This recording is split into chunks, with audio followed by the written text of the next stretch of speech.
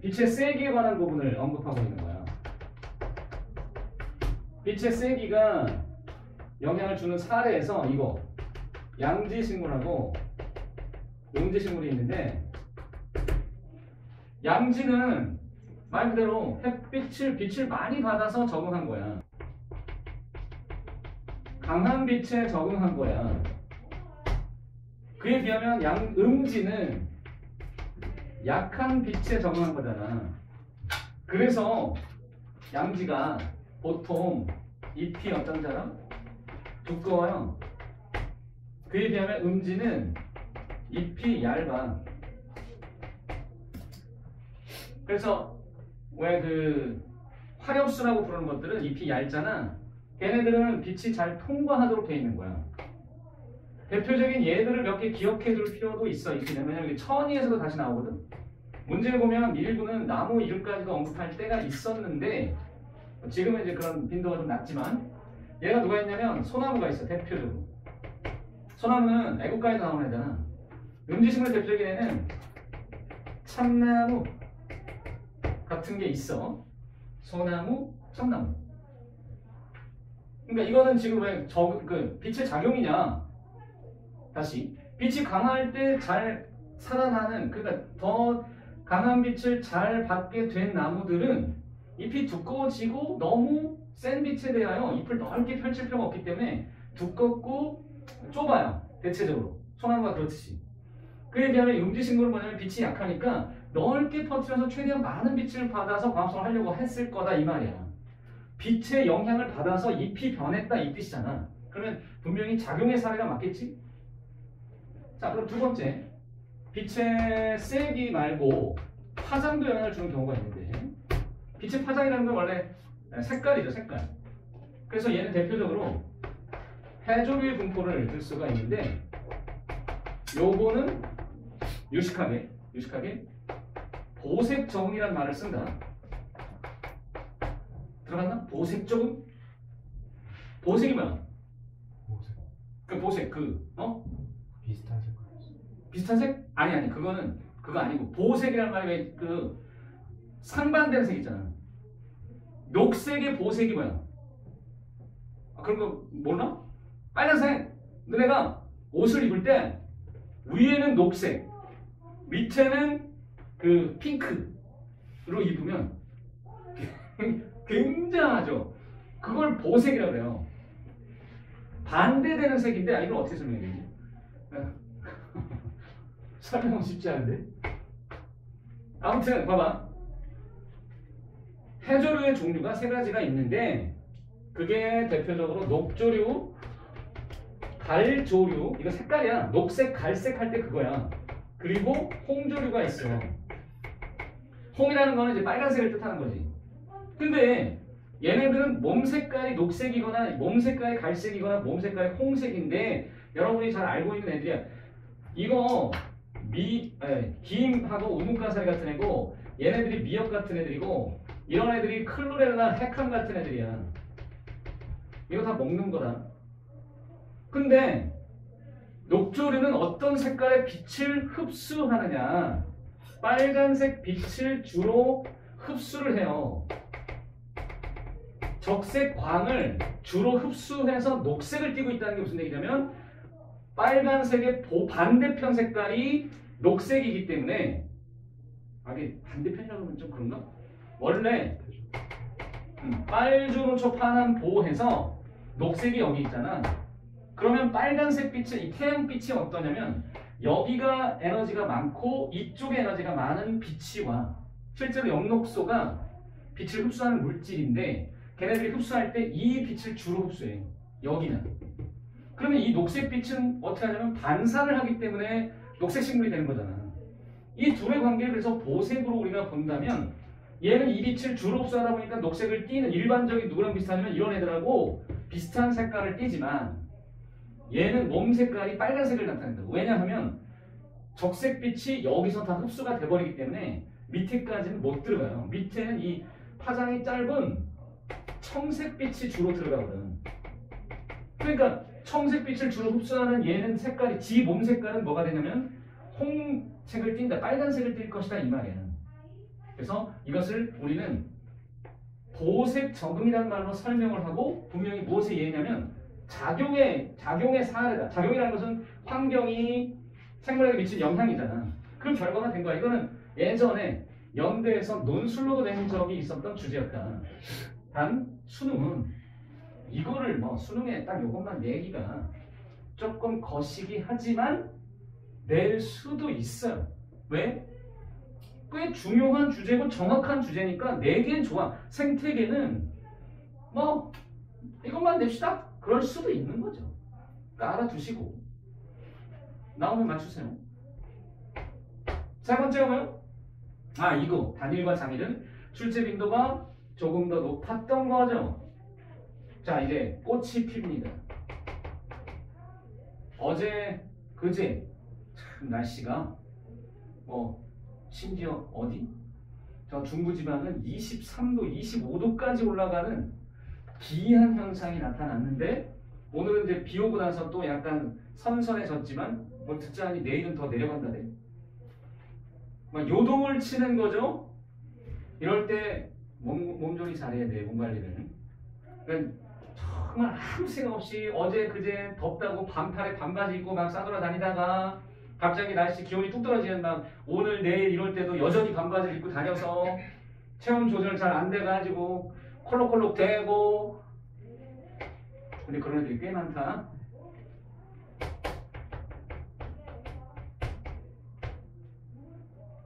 그러니까 지금 수업에 막 못 오는 아이들 그 빈도가 조금 더 높아져 있는 상태인 것은 환절기라는 걸 말해주고 있는 거죠. 어쨌든 이게 지금 뭐냐면 단일과 장일에 관한 얘기인데 그것은 얘예요. 개화, 꽃이 피는 것에 관한 것이다. 곧 개나리가 핀다고 했죠. 여러분 개나리를 아시나요? 안다고요? really? 진짜? 그럼 그려봐요. 사실 개나리를 안다고 우리가 생각하지만 정확히 모릅니다. 노란색인 것만 알죠. 보통은 노랗다는 것만 알죠. 바로 이거예요. 개나리를 안다고 말했을 때 우리는 노랗다는 거 외에는 사실 잘 몰라요. 그리고 그걸 봤을 때 습관적으로 봄에 피는 그 꽃, 그럼 개나리 딱 그래 버리지. 진짜로 개나리에 대해서 아는 대로 다 설명해봐라 그랬을 때 설명할 수 있는 요소가 별로 없어. 이것밖에 없어. 예를 들면 개나리가 잎이 몇 개예요? 평균적인 잎의 모양이 이렇게 끝이 둥그스름하냐 아니면 뾰족한 요 모습이냐 그것도 잘 모를 텐데요. 그리고 걔네들이 이렇게 사방으로 펼쳐져 있는 건지 아니면 위로 이렇게 솟구치는 건지 그것도 잘 모를 텐데요.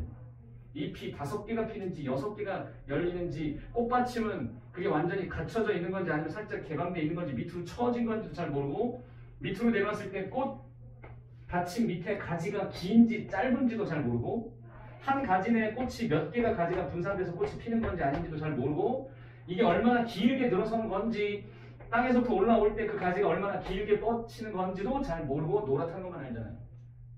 개념의 정확성은 그런 겁니다.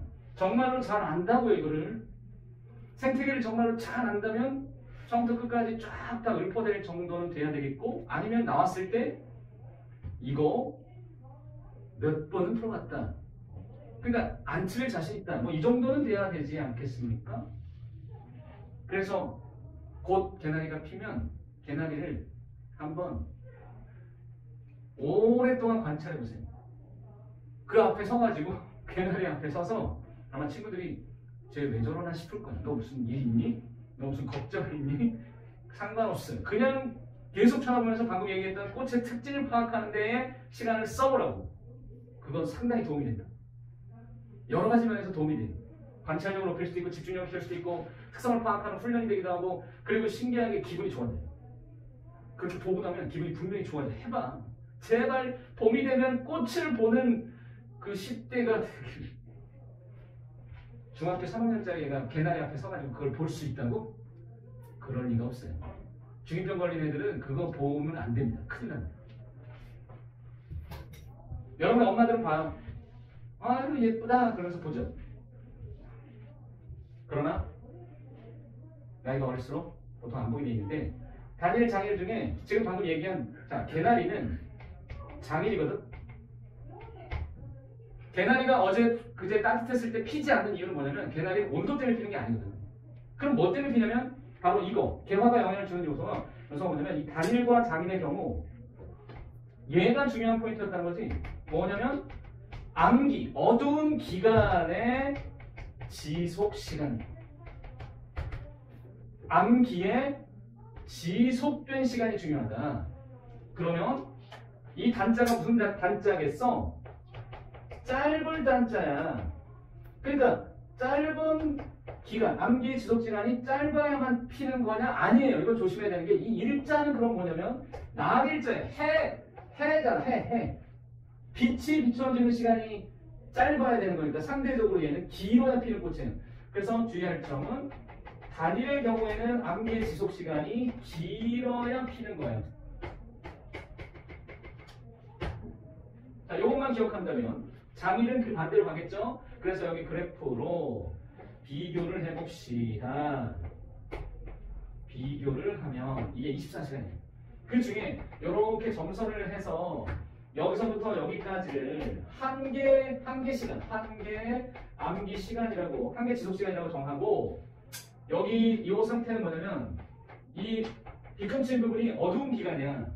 그런데 얘는 보다시피 한 개 암기를 넘지 못하는 짧은 암기의 지속 시간이 나타나 있고 여기는 한 개 암기를 넘었으니까 지속 시간이 암기 지속 시간이 길었어. 두 번째는. 그런데 여기는 얘는 어떠냐면 여기까지 가기는 갔는데 중간에 한번 반짝하고 빛을 준 거예요. 그리고 여기는 어둡게 하고 또 어둡게 다시 했습니다. 그럴 때 여기다 우리는 정리할 수 있죠? 만약에 단일 식물은 꽃이 피느냐 마느냐, 장일 식물은 꽃이 피느냐 마느냐를 정할 수 있습니다. 지금 이 경우에는 우리가 편의상 A 상태, B 상태, C 상태로 해볼까요? 그러면 단일 식물은 암기의 지속시간이 지금 짧은 거기 때문에 꽃이 피지 않고 여기서는 피고 여기는 어때요? 지속시간이 어떠니? 이거밖에 안 돼. 또는 이거밖에 안 돼. 그래서 한 개 암기 시간 넘지 못했지. 안 피는 거야. 그럼 반대로 장일은 햇빛이 비치는 기간이 길어야 피는 거거든. 또는 이건 암기의 지속 시간이 짧아야 피는 거야. 정확하게는 암기의 지속 시간이 짧아야 피는 거니까 그럼 얘는 펴요. 얘는 안 피고 얘는 핍니다. 그러면 자 다시 개나리가 왜 장일인지 알겠나? 장일은 한마디로 봄에 피는 꽃이야. 개나리는 봄에 피잖아. 그게 3월 말 정도는 돼야 피거든. 근데 얼마 안 남았다고 하면 개나리가 피면은 봄이 완연한 거야. 왜냐면 충분히 해가 길어진 거니까. 그리고 언제? 여러분 이 단일의 대표적인 해가 누구예요? 가을 되면 피는 가을을 알리는 꽃. 그렇죠. 노래도 있잖아요. 코스모스 한들한들 비어있는 길 할 때 코스모스는 가을을 재촉한다고 표현할 수 있어요. 왜냐면 정확하게 그때 되면 피는데 얘 피고 나면 구평이다. 기가 막히게 빡! 코스모스 뭐야? 구평이 지났을 거야. 그러면 그로부터 얼마 안 가면 수능이에요. 2달 남아요. 그 느낌이에요. 그러니까 길거리 가다가 개나리를 봤다. 이제 곧 잔인한 4월이다. 누군가 표현했다고. 4월은 잔인하다고. 이거는 역사적으로 어떤 배경이 들어있는 표현이긴 한데 달리 해석해보자면 4월달이 여러분한테 잔인한 이유는 날씨는 환상적이거든. 그런데 들어앉아가지고 이제 공부만 해야 되니까 잔인하죠. 내년에는 또 괜찮을 거예요. 대학생의 4월달은 사실 굉장히 좋은 시기예요. 물론 중간고사를 끝나고 난 그 이후에 그 환상적인 시간들. 근데 난 기억나는 게 대학교 1학년 때 중간고사를 끝내고 보통 5월달에 날씨가 진짜 기가 막히게 좋을 때 그때 한참 축제도 하고 막 이럴 때 와 진짜 뛰쳐나가고 싶은 거야. 그래서 실제로 수업을 제끼고 뛰쳐나갔어요. 수업 따위가 중요한 게 날씨가 너무 좋고 서울대 경우에는 그 벚꽃이 학교에 이렇게 쫙 흐르게 피거든. 그냥 나가면 벚꽃 굳이 막 여의도 이런 데 안 같아요. 학교에서 다 해결이 되는데 나갔다? 그래가지고 친구들도 다 나오고 나갔어. 근데 할 일이 없어. 뭐하냐? 그래가지고 어떻게 했냐? 그 좋은 날 일단 나왔잖아. 수업을 제끼고 나왔잖아. 수업을 이제 대출을 하고 나왔단 말이야.